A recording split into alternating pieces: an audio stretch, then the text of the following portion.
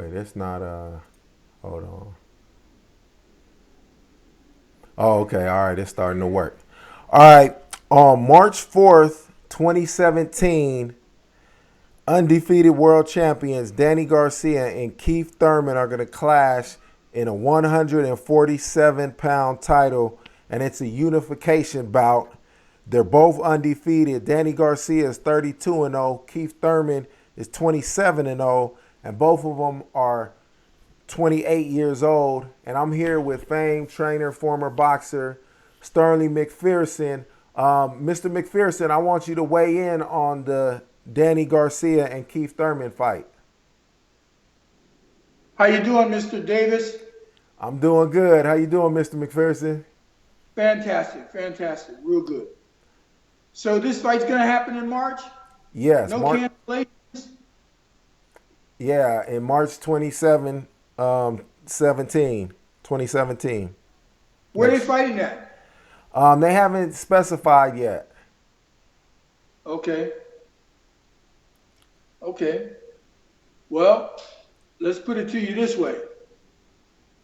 It's about time somebody fights somebody. What do you mean when you say that? Well, I like the Keith Thurman fight with Sean Porter. I thought that was a very good fight. These are the more competitive fights that we need to see and the fans need to see. If you're going to build a base and you're going to try to build and bring boxing back to respectable, to where people really want to watch fights, you got to make these kind of fights. So this is a fair description of that. What I'm talking about. So I'm really looking forward to seeing this fight. Do you have? Could you pick a winner in this fight? Probably so. Probably so. It's a tough fight. I know one thing. Thurman's going to have to get himself in very good, well condition because I think the last couple of times I saw him, you know, uh, I don't know if he really takes care of his midsection that well. And he needs to really concentrate on taking care of his midsection because Garcia will be going to his body for sure. And I've seen him take some shots to the midsection that he didn't like, Thurman. But overall, Thurman's, he's a no fear guy. He's not concerned or worried about the other guy. I like that. I like his attitude in that sense. He's not concerned about the other guy. You know what I'm saying? And a lot of people get too concerned about the other guy in a real sense, but he's not. And I like that on his behalf. I really do. I really like that on his behalf. Uh, but I think that overall, skill wise, I think that Thurman's probably got a little bit of a better edge on Garcia than the past fighters that Garcia has fought. Let's put it to you that way. And I think that if Thurman comes in with a game plan and not change his game plan, I've seen him change game plans in the middle of the stream at times, you know what I'm saying, with things that are working for him, things that were working, and he eludes them like in the seventh, eighth, ninth rounds. He eludes those things that were working for him in the early part of the fights. So I think that if I was to pick a winner of this fight, I would pick Keith Thurman in this fight. I don't think that Garcia's really had this type of tenacity in front of him. And by the way, the Sean Porter fight is going to really pay off for Keith Thurman. I really think that fight will pay off for Thurman down the road, without question. When you fight tough fights and you've been in tough fights, you're not things come to you right away. You know what I'm saying? The things that you want to do in a fight, they come to you right away. When you fight good fighters, things like that continue to come to you. That's why Ray Robinson back in the 1950s and in the early 60s, those guys, they fought for 4 or 5 times in a week. You believe it or not. You know what I'm saying? I mean, in a month, these guys were fighting all the time. And because of those fights, they were able to get things off and do things in the middle of the stream. When I say in the middle of the stream, like when the fight's going on, you can think of things that you want to do that you did in the last fight with the same type of things that you were stressed for, you were stressed out with. You can accomplish those things in the middle of the stream there. So I think that Thurman is getting that now. He's getting that passage to a point where he understands what is going on in the round. He understands what's going on in the round, and he can get away. He can start to get away, see what he can get away with. You understand? And I think that Garcia brings pretty much the same thing to the table that you will see on footage on footage in a lot of other fights. You'll see those things, but Thurman a little bit different. So I'm going to pick Keith Thurman to win that fight. Okay, you mentioned a little bit in there. You said something about Danny Garcia. You don't think that he's necessarily fought like the same caliber of opponents, maybe, or hasn't fought somebody as fierce as Keith Thurman. Do you think Danny Garcia's camp was like purposely giving him like easy fights lately?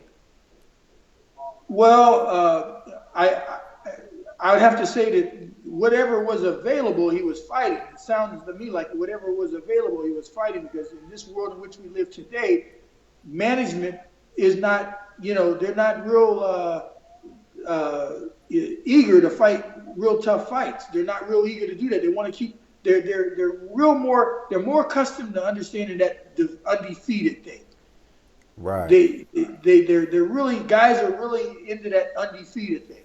They don't understand about, hey, and nobody wants to lose. You're not in this business to lose. But the greatest fighters that we talk about every day of our lives, when we go to wherever we go, we talk about great fighters. Well, guess what? All of those great fighters, and you can put your finger on them, have lost 4 or 5 fights in their careers. And we still deem them the greatest fighters that ever lived. So, but these guys today, they're really worried about losing a fight. And I've been through that in my lifetime as a fighter, and it's the experience that you get out of those fights. And the better the fighters that you fight, the more experience you're going to get out of those fights that help you prevail in the long run. Right. I agree. So in your prediction, you said that you think Keith Thurman's going to win. Do you think he'll win by a knockout or a decision? Both of these fighters are known for knockouts. So how do you think it's going to be determined, the winner? Well, knockout guys. I mean, we've seen Frazier, we've seen Foreman, we've seen Lyle, we've seen Shavers. In this type of a fight with guys throwing bombs, anything can happen. Anything can happen. And somebody has to decide they want to be the smarter guy in the fight. That when you got 2 knockout guys, somebody in these 2 guys have to figure out, and if they listen to what I'm saying right now, if somebody was to listen to what I'm saying right now, they'll understand that clearly. If you when you get into a war like that, Ray Leonard was, more than what people know. Ray Leonard was a better puncher than a lot of people thought he was. Understood that, they thought he was just a boxer. Ray Leonard was a very, very, what would you call a strategic kind of a guy. He sets you up for the shot that he really wanted to knock you out with. He sets you up. But Ray Leonard can get you off his ass if you were coming forward and trying to press him. He could keep you off his ass. Trust me, he was strong enough to keep you off his ass. And he beat the stronger puncher in Tommy Hearns in the first Leonard-Hearns fight. Remember, that was a war. I mean, a tremendous war with Ray Leonard. And from down the stretch in the power structure, Ray Leonard won that fight in the power structure. He really did. Okay. So in this particular fight right here, you got 2 guys that can punch. Okay, we all agree on that. Somebody's got to say to themselves in this fight, one of these 2 guys have got to say to themselves in this fight, I'm going to be smarter than him. He thinks I'm going to load up on this shot. I'm not going to load up on this shot. I'm going to set him up for another shot. I want to set him up with shots where I can bang him. Then I can load up on shots once I find a way clear to hit him with these clean shots. That's what I think that someone's got to do. One of these 2 guys have got to figure that out during the course of this fight. And if they do, whoever figures that out is going to be the winner of this fight. I got to tell you that. Okay. I want to bring up another topic now that we basically covered the Keith Thurman and Danny Garcia fight. I know you don't really want to talk about this. We kind of talked about this before we started the interview, but I do want to just bring it up at least once. There's a lot of talk in boxing and in MMA about Conor McGregor fighting Mayweather. Do you got any words on that? It's all, to be honest with you, to be real dead straight honest with you, it's almost useless to talk about because you're talking about two different animals. You're talking about MMA where you can grab a guy and throw him to the ground, and you're talking about boxing where you got gloves on where you can't do that. You can only use your skill as a fighter to keep this guy off of you. Okay, I can't grab you and pick you up and throw you to the canvas. Okay, right. Mayweather is very skillful. The other guy his thing is to grab you and throw you to the ground somehow, or choke you, or whatever they call it, choke out, or whatever, grab you around the neck and choke you, right? So to me, I don't know. They're only having this major conversation because Mayweather means money. Right. That's why they call him Money Mayweather, right? Exactly. It means money. And I've heard conversations about the guy getting $100 million to fight Mayweather. Well, let's put it to you this way: he can't get. I don't think that he's ever made $5 million in a fight in the MMA. Has he? Maybe I'm wrong. I don't know that. I don't know. I don't really follow the MMA at all. I think you're right. Heard a lot. Pardon? I think you're right with that statement. I've I don't know what these guys get. I don't really follow the MMA that much at all. I hear a lot about it in the news and all that stuff, but I don't really follow the MMA at all, to be honest with you. This fight is obviously talked about because Mayweather makes a lot of money, right? And, why wouldn't anyone? Listen, I'm 60. I don't mind fighting Mayweather. Somebody can offer me $100 million. Sure, I'll fight Mayweather tomorrow. Tell me where to meet him at. Tell me where to meet him at, and I'll be there. That's no big deal with me. Right. So, but the point of the matter is, Mayweather means money, and I guess McGregor could make a tremendous amount of money, far more than he can make fighting MMA, I would assume. I'm assuming there's no match that he could make in the MMA business right now that could get him $5 million. I don't think. I mean, I don't know anybody else. I don't really know the guys in the MMA that are contenders or whoever these top guys are in the MMA that could become a fighter that could drive that market to a point where McGregor and him and whoever this person is could make that kind of money. But with Mayweather, he could make millions and millions and millions of dollars. It's a one-time trick. I mean, you fight Mayweather, you make $100 million like Pacquiao did, and maybe we get what we got with Pacquiao and Mayweather. Nothing. Maybe that's what we get. You know what I mean? Are we going to get fooled again by the public? Are the public going to get fooled again? I mean, they wanted Pacquiao. They cried for the fight and finally got what they wanted. I mean, it was 7 years too late. 7 years way too late to get it, but they got it. And guess what? Now they're crying about the fact that Mayweather walked through Pacquiao. So now, here we go again with this other guy who's never had a boxing match in his life, and he's saying to the world, give me $100 million and I'll fight Mayweather. Well, guess what? So will my dad. He's 80. My dad will fight him too. I mean, you know what I'm saying? Listen, I got Sugar Ray Leonard will come out of retirement and fight him for $100 million. Tommy Hearns, Roberto Duran, everybody will. Who wouldn't do that for $100 million? But the point is this right here. Do you think he has the skills to beat a Floyd Mayweather? No, absolutely not. No different than this Mayweather going to take those gloves off, his boxing gloves off, and scratch eyes with this guy. Is Mayweather going to do that? No, he ain't going to do that. But the real truth is, Mayweather brings money to the boxing world. Mayweather's the guy that's going to, tip the fire and somebody wants to fight him, and they're gonna make a lot of money fighting Mayweather, right? But Mayweather don't have to die to go to the MMA to fight him because he's made $300 million. He's done that. Right. So again, we don't have to go into all of the particulars about MMA and boxing and all of that stuff.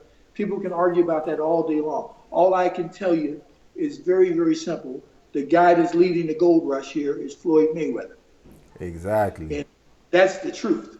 That's whether you like it or you dislike it, that's the way it is. And my own feelings are, I don't want to see that because I'm not going to see I'm not going to see a real fight. No matter how they can put all the posters up and all of the promoters, and they can promote all they want to. You're not selling me on this fight. You're not going to sell me on it. I didn't buy Pacquiao and Mayweather, and if I ain't buying Mayweather and Pacquiao, I sure ain't buying a guy that never had a professional boxing match fight. I'm not buying him. Right. For sure. That ain't happening. I can tell you that now. But right. all in all, listen, I understand that McGregor is a great MMA fighter, and somewhere along the line down the road, I'm sure that there's somebody's going to come up in the MMA. It happens in boxing, and it's going to happen in the MMA. Somebody's going to come up and grab him around the neck, and they're going to choke his ass out. Yeah. It happens to all of us. Right. He lost earlier this year. He came back and defeated the person that beat him, but he lost to Nate Diaz in like January or something like that, and then in March or April he came back and won. So he already has a loss. So but he understands. So he does know. And by the way, guess what? Every day that goes by, he gets what? A little older. Mm-hmm. Yeah. And see, there's a guy out there in the MMA. There's a guy out there, a young guy out there right now. It's waiting on him to get a little older and to say same thing. Like, listen, my dear friend, I love him to death, Bernard Hopkins, but it happens to us all down the stretch. I've been there before, you know what I'm saying? And we've all been down that road. If you're a fighter or MMA fighter, there's a guy out there, he's waiting on you. You just don't see him, but he's coming. He's going to get your ass if you stay around. Right. I just feel that McGregor, I guess, he's trying to get this thing done with him and Mayweather, or whatever. God bless him. And I just don't see why Mayweather would, I thought he made a tremendous amount of money, and I wouldn't think that he's broke and needs to do this or whatever, but life is a strange duck. It's a strange duck. And if I was Mayweather, I'd call it a day. You made the money. You made the money. Your faculties are all intact. And for what? What do you need to do that for? Right. Right. I agree with you.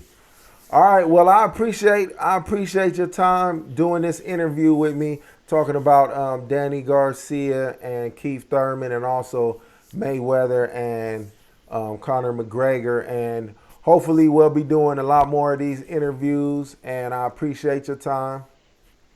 Yeah, I hope we get to see this fight that they're pegging up pretty soon here with Klitschko and Joshua over in London, England, and hopefully we'll be able to talk about that coming up in our near future too. Right. Once that's for sure a lock, we'll definitely do a prediction video on that fight, because that's a huge fight coming down the line. All right. Thanks for your time, and I'll talk to you soon. Hey, Omar, you my man. Always. I'm always here for you, boss. I appreciate that. Peace.